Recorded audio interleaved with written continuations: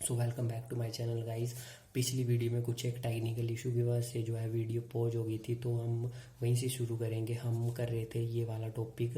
मैंने आपको बताया था एक्सटर्नल कंपोजिशन क्या होती है। एक्सटर्नल कंपोजिशन में सिंपली ये मतलब एक्सटर्नल कंपोजिशन का कि हम एक एलिमेंट लेते हैं वेक्टर से और एक एलिमेंट लेते हैं फील्ड से, और उन दोनों को एक्सटर्नली कंपोज कराते हैं, मतलब कि एक्सटर्नली ऑपरेट करवाते हैं। और जब हम उनको ऑपरेट करवाएंगे तो हमारे पास जो रिजल्ट आएगा वो हमेशा वेक्टर वाले सेट में जाता है, ठीक है। फील्ड वाले सेट में रिजल्ट नहीं जाता, क्योंकि हमने सिक्स्थ प्रॉपर्टी पढ़ी हुई थी और मैंने आपको बताया था कि वो प्रॉपर्टी रिप्रेजेंट करती है एक्सटर्नल कंपोजिशन को।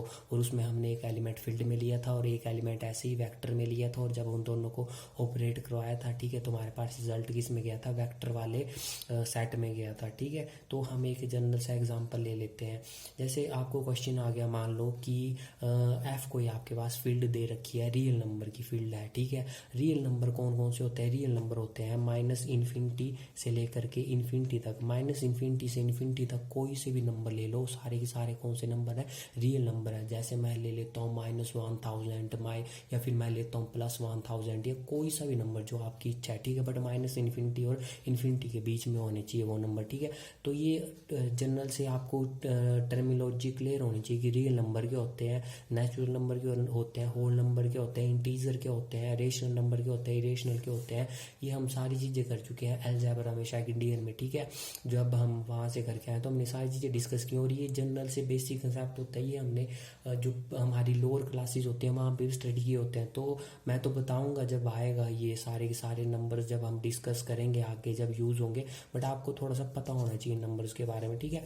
तो एफ आपके पास कोई रियल नंबर की फील्ड दे रखी है, और वी क्या है? मैंने आपको बोला था कि वी रिप्रेजेंट वेक्टर वाले एलिमेंट है, ठीक है। तो वी में यहाँ पे अब मैट्रिसेस की फॉर्म में एलिमेंट दे रखे हैं। क्वेश्चन में कोई सा भी ट्रेंड दे सकता है आपको, वी के कोई एलिमेंट भी दे सकता है, ठीक है, एक्स वाई जेड की फॉर्म में, या तो कोई सेट बना के आपको एलिमेंट दे सकता है वी के 0 1 2 3। बस उनमें वेक्टर नहीं लगाए होंगे तो ऑटोमेटिकली अंडरस्टूड कर जाना आपने कि वी के जो एलिमेंट होते हैं वो उस वेक्टर वाले एलिमेंट ही होते हैं, ठीक है। तो यहाँ पे मैट्रिसेस की फॉर्म में एलिमेंट, और मैट्रिसेस किस फॉर्म की है ये लिखी हुई है मैट्रिसेस, ऐसे ब्रैकेट लगता है, ए लिखा हुआ है। ए कोई सी भी मैट्रिसेस है वो मैं बताऊंगा आगे कि किस तरह से ए है, ठीक है। और ये ब्रैकेट क्लोज और एम क्रॉस ऑफ एन। अब देखो जो ये एम क्रॉस ऑफ एन है ये क्या रिप्रेजेंट करता है, तो ध्यान से सुनना, ये रिप्रेजेंट करता है ऑर्डर ऑफ मैट्रिसेस। तो आपसे पूछे कि मैट्रिसेस किस ऑर्डर की है ये वाली मैट्रिसेस, तो आप बताएंगे एम बाय एन ऑर्डर की है। कौन से? एम बाई एन ऑर्डर की है, ठीक है। अब हम ले लेते हैं इसको प्रूफ। अब ये तो हमें लिख दिया, ये क्वेश्चन में गिवन था, हमने प्रूव करना है, ठीक है। तो मैं कोई सा भी रियल नंबर कंसीडर करूंगा, एक कोई सा भी रियल नंबर हमने कंसीडर, क्योंकि हमने कौन सी कंपोजिशन लगानी है, आपको बोला गया होगा कि एक्सटर्नल कंपोजिशन लगाओ। तो हमें पता है कि एक्सटर्नल कंपोजिशन के लिए एक एलिमेंट लेना पड़ता है फील्ड में और एक एलिमेंट लेना पड़ता है वी वाले सेट में। तो मैंने एक एलिमेंट कोई सा फील्ड में ले लिया, और फील्ड हमारे पास रियल नंबर की फील्ड है, और रियल नंबर माइनस इन्फिनिटी से इन्फिनिटी के बीच में होता है। कोई सा भी नंबर ले लिया मैंने, मान लो 2 नंबर ले लिया, आप कोई सा भी ले सकते हैं, -2 ले लो, 3 4 जो मर्जी नंबर लेना, बस माइनस इन्फिनिटी और इन्फिनिटी के बीच में होना चाहिए, ठीक है। तो 2 नंबर माइनस इन्फिनिटी और इन्फिनिटी के बीच में पड़ता है, ठीक है, रियल नंबर को बिलोंग करेगा। अब देखो ये जो ई की तरह सिंबल यूज करते हैं ना, ये यूज करते हैं बिलोंग के लिए, ठीक है। इसको इसका मतलब पता क्या होता है कि 2 जो है रियल नंबर में प्रेजेंट है, मतलब कि 2 क्या है? रियल नंबर ही है। या तो इसको हम ऐसे भी लिख सकते हैं 2 = R, बट यहाँ पे जनरली हम बिलोंग का सिंबल यूज करते हैं। और देखो आर क्या है? आर हमारे पास फील्ड है, क्योंकि फील्ड क्या दी हुई है? रियल नंबर की फील्ड है। तो जो यहाँ पे सिंपली मतलब एफ नहीं दी हो, यहाँ पे आर दी हुआ है, तो ये तो मैंने समझाने के लिए लिखा हुआ है आगे एक्सटेंड करके, कि आप कंफ्यूज ना हो कि हमने तो क्वेश्चन में भाई एफ ही पढ़ा था, यहाँ पे आर कैसे आ गया? भाई एफ कोई सा भी दे सकता है फील्ड आपके पास रियल नंबर की दे सकता है, फील्ड आपके पास नेचुरल नंबर की दे सकता है, फील्ड आपके पास रेशनल नंबर, इरेशनल, जो सी भी मर्जी की दे सकता है, वो क्वेश्चन के ऊपर डिपेंड करेगा वो। तो यहाँ पे इसने रियल नंबर की दी थी तो मैंने रियल नंबर की फील्ड लिखी हुई है, ठीक है। तो अब देखो ये तो हो गया, हमने आर में फील्ड में एलिमेंट ले लिया। अब हम वी में भी कोई सा एलिमेंट लेंगे, और वी में कौन से एलिमेंट बिलोंग कर रहे हैं? मैट्रिसेस की फॉर्म में। तो हमें मैट्रिसेस की फॉर्म में एलिमेंट लेने पड़ेंगे, और कौन से ऑर्डर की? एम बाय एन ऑर्डर की मैट्रिसेस है, ठीक है। तो मैंने ले ली एम बाय एन, जनरली मैंने 2 by 2 मैट्रिसेस कंसीडर कर ली, मतलब कि इसका मतलब होता है एम रोज और एन कॉलम। तो ये कौन सी मैट्रिसेस है? देखो 1 2 3 4 एलिमेंट है, ठीक है। और ये मैट्रिसेस है 2 by 2 की, मतलब कि इसमें 2 रोज है। देखो रोज कैसे होती हैं, जो ये वाली है ना, ये वाले हॉरिजॉन्टली, ठीक है, इनको बोलते हैं हम रोज। तो एक रो ये आ गई और एक रो पूरी पूरी ये आ गई। और जो कॉलम होते हैं ना, तो कॉलम जो होंगे ये नीचे की तरफ जो होंगे आपके पास कॉलम होंगे, तो एक और ये वाला एक कॉलम ये आ गया और एक कॉलम ये आ गया। तो देखो 2 ही रो है और 2 ही कॉलम है। तो ये मैट्रिसेस कौन से ऑर्डर की है, 2x2 ऑर्डर की है, ठीक है। तो देखो ये मैट्रिसेस किसको बिलोंग करे, वी को बिलोंग करे, क्योंकि वी में m/n ऑर्डर की मैट्रिसेस ही बिलोंग करेगी। तो वी में मैंने जनरली m/n को 2x2 ले लिया है, तो इसको बिलोंग कर रही है। अब मैं लगाऊंगा ये वाली प्रॉपर्टी, ठीक है, जो 6th प्रॉपर्टी मैंने आपको बताई थी कि एक्सटर्नल कंपोजिशन की प्रॉपर्टी कौन सी होती है, ये वाली प्रॉपर्टी होती है। तो जब भी आपका एक्सटर्नल कंपोजिशन आए आपने ये वाली प्रॉपर्टी लगानी है।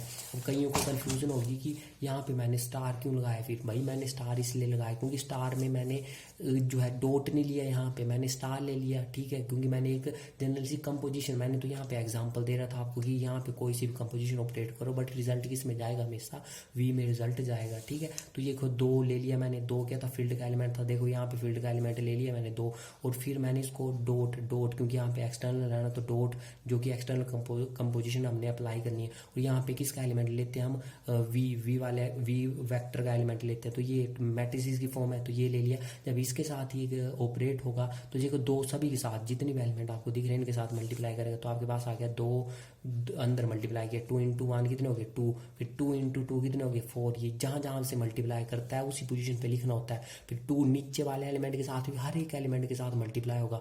2 × 3 कितने हो गए 6, मैंने लिख दिया इसी जिसके साथ मल्टीप्लाई करा है जिस पोजीशन में उसी पोजीशन पे मैं लिख रहा हूँ, ठीक है, ऐसे अपनी मर्जी से नहीं लिखने होते। और 2 × 4 कितना हो गया 8, तो 8 कहाँ पे आएगा, इस पोजीशन में आएगा, तो 8 मैंने लिख दिया। अब देखो अगेन आप क्या देख रहे हो कि ये कौन सी मैट्रिसेस है भाई, 2x2 ऑर्डर की मैट्रिसेस है, इसमें भी 2 रो है 2 कॉलम है। इट मीन्स कि जो हमने जो ये एक्सटर्नल कंपोजिशन अप्लाई की, अगेन हमारा रिजल्ट किस में गया, वी में गया, क्योंकि वी में कौन से मैट्रिसेस थी, m/n ऑर्डर की, मतलब कि 2x2 ऑर्डर की मैट्रिसेस थी, ठीक है।